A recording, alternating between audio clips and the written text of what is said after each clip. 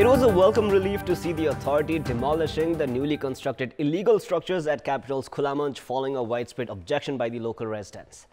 Meanwhile, a number of companies have resorted to evading value-added tax through the use of fake receipts, affecting the overall revenue mechanism. Good morning, I am Prarambha Dahal. Let's begin with the main stories. Instances of evading value-added tax on the rise despite government's regular monitoring. Use of fake VAT receipts affects overall revenue collection. National Human Rights Commission to unveil the list of around 200 people involved in serious violation of human rights. List comprises former army chief and head of police department. Book stationaries in Saptari impose syndicate on the sales of textbooks of private schools. Locals protest demanding the scrapping of syndicate on textbooks. And Barcelona clinches Spanish La Liga title 3 matches in advance, makes it 8 in the past 11 seasons.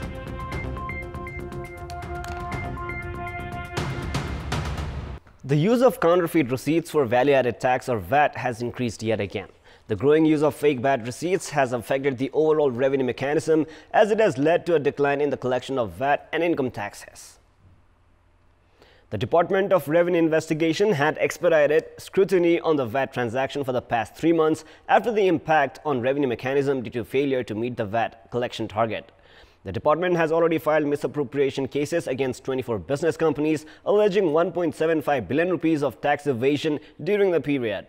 Likewise, the investigation is currently underway on 85 companies suspected of issuing fake VAT receipts and 600 others for allegedly purchasing such counterfeit bills. As per a preliminary assessment, the fake receipts amounting to 8 billion rupees have been issued by the suspected companies.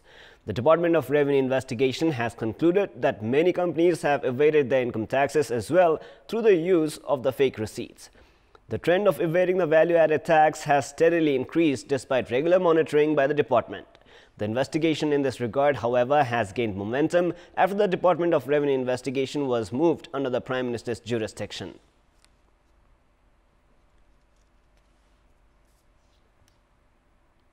The National Human Rights Commission is preparing to unveil a list of names involved in serious violation of human rights. The Commission said that it has been compelled to unveil the list, citing that the government remained indifferent towards taking action against the guilty despite furnishing reports based on evidences. The National Human Rights Commission recommended legal actions against 30 individuals, including the erstwhile Chief of Army Staff, Pyarzang Thapa, who were accused of forceful disappearance of the detainees at the Vairavath Battalion during the time of armed insurgency. However, none of the governments established since the official declaration of the end of the armed insurgency made any effort to penalize the guilty. The list of other individuals that the Commission is preparing to unveil comprises the erstwhile Dhanusa District Police Chief Kuber Singh Rana, Nepal Army Major Anup Adhikari, Dhanusa Chief District Officer Rewat Kafle and Janakpur Zone Police Chief Chuda Bahadur Shrestha among others. The office bearers of the Human Rights Commission have been enraged, citing that the government ironically resorted to felicitating and increasing benefits of the human rights violators holding senior governmental and security positions instead of punishing them. The Commission has repeatedly called for action against the ones involved in serious human rights violations, not only during the conflict period, but also after the start of the peace process, which have but fallen on deaf ears of the successive governments. The state has persistently failed to implement the recommendation for justice based on independent investigation made by the constitutional body itself. This only exhibits the extent of impunity the country has plunged into in recent times. Kathmandu Metropolis has brought down all the temporary structures built at the capital's Khulamanch. The contractor company, which was assigned the construction responsibilities of the View Tower at the Old Bus Park, had built the temporary structures and rented them to shops. The Metropolis tore down 42 shops following widespread protests. However, 9 shops built prior to the allocation of the temporary bus park at Khulamanch have remained intact. Metropolis dismantled 42 shops amid a thick presence of security personnel and dozers.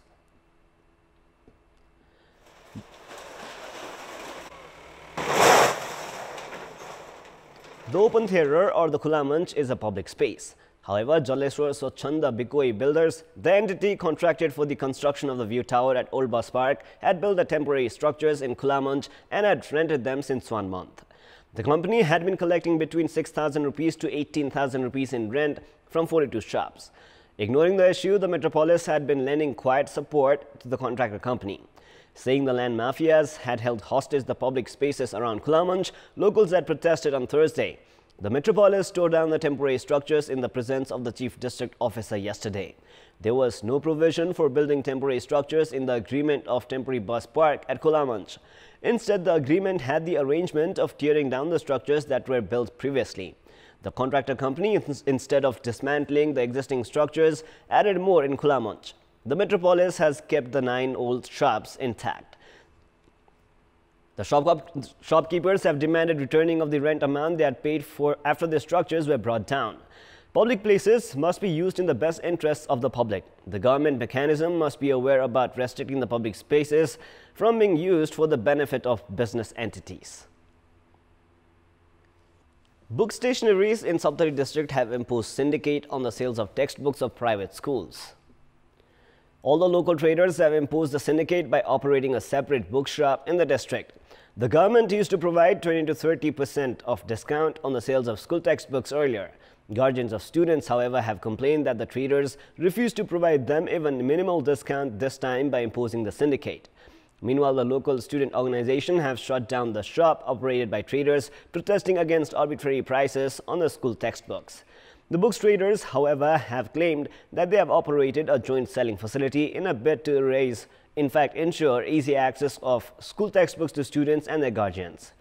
The local students' organizations have warned that they would continue shutting down the jointly operated book stationaries unless the syndicate is scrapped and buyers are provided with reasonable concession in their school textbooks. The devastating landslides that struck last year destroyed 32 houses of Ward number 8 of Jaljala Rural Municipality in Parbat district. The local ward office has currently been resettling the victims. In this context, we asked the landslide affected people what is their take on being resettled to their places of origin. Let us now take a look at what they had to say. Public voice. बस्ती नै साह्रै भयो त झन् हामी खुसी हुन्थ्यौं किनकि पहिरोले लोएको छ अनि त्यहीमा हाइड्रोबारको उस पनि छ त्यो माटोहरु पनि हाइड्रोबारहरुले फाल्दिएर झन् जोखिम गराएको छ हाम्रो यो बस्तीलाई नि व्यवस्था पुनः गर्ने भन्ने हाम्रो राष्ट्रिय सभाको अध्यक्ष लगायत समेतले चाहिँ हाम्रो बस्ती नै सार्ने पनि व्यवस्था हो र अहिले चाहिँ यो ढलिया घरहरु फेरि उठाउँदै छन् तर घर बनाउनेको क्रममा त हामी एउटा मनले शान्तना छौं एउटा मनले दुखी छौं नादिएबा गइहालो खाइदिहालो साउर त्यसले गर्दाखेरि यहाँ ठिउनी मेरो मन अझ रमाएको नि छैन साउर अनि त्यसैले सहरलाई मन्दिरमा थिए गाउँ सहरलाई त अब जग्गा हुन पर्यो.